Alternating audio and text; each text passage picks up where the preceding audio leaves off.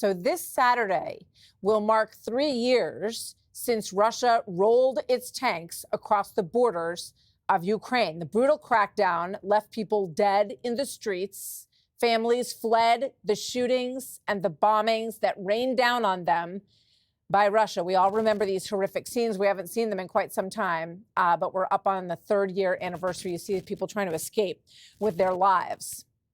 So with that, we bring in KT McFarland, former Deputy National Security Advisor to President Trump. She also served as an aide to former Secretary of State Henry Kissinger and in the Ford and Reagan administrations. KT, good to have you with us today. You heard Peter's piece, and we all remember how devastating this attack in Ukraine was from Russia. What do you make of what you're hearing today about the efforts to end this?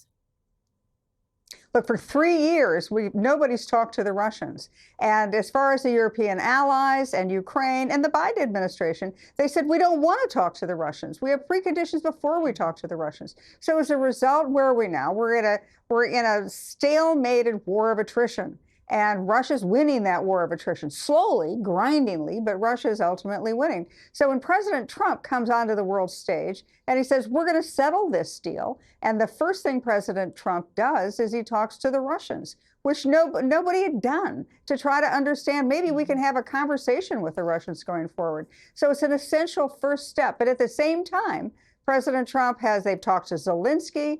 Our Secretary of State has talked to their European foreign ministers. So we're all bringing each other along. But the main deal here is now that the United States, under President Trump's leadership, is taking the lead and trying to find a way to solve this problem and end this war. This is Bill McGurn's piece in the Wall Street Journal today. Will Ukraine be Trump's Vietnam? And he writes, then as now, security guarantees, and this was for South Vietnam, were the top concern. The fear was that after U.S. troops left, North Vietnam would resume the war. What would happen, Nixon asked Kissinger, if Hanoi simply waited a while and then gobbled up South Vietnam? Obviously, this is one of the concerns. Very different circumstances in many ways. We had U.S. troops on the ground, obviously. But this is clearly a concern for Ukrainians that if we make a deal here, Putin will bide his time, and then he will come back and take what he wants. What do you say about that, KT?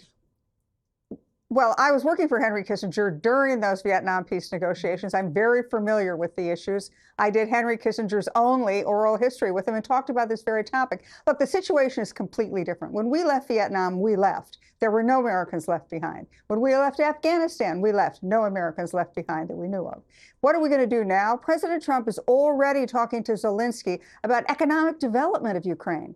So, for example, once the fighting stops, the United States will be in Ukraine, probably helping develop their rare earth minerals and their natural resources. We're going to be there. So if there's anybody who's not going to want to invade, it's the Russians going to invade where Americans are sitting on the ground doing economic activities.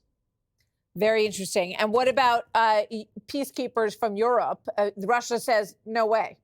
NATO peacekeepers on the ground is not going to happen. Quick thought on that, KT, if you can. Well, yeah, I mean, NATO peacekeepers, that probably doesn't make a lot of sense. That's what Russia didn't want. But there are a lot of other ways you could have peacekeeping forces on the ground. They don't have to be NATO members. You could have countries from around the world could come and be a buffer in between. Look, I think that these are a lot of people who are just very not used to the fact that Donald Trump is in charge, and they're a little behind the game. Okay. KT McFarland, thank you very much. Always good to see you.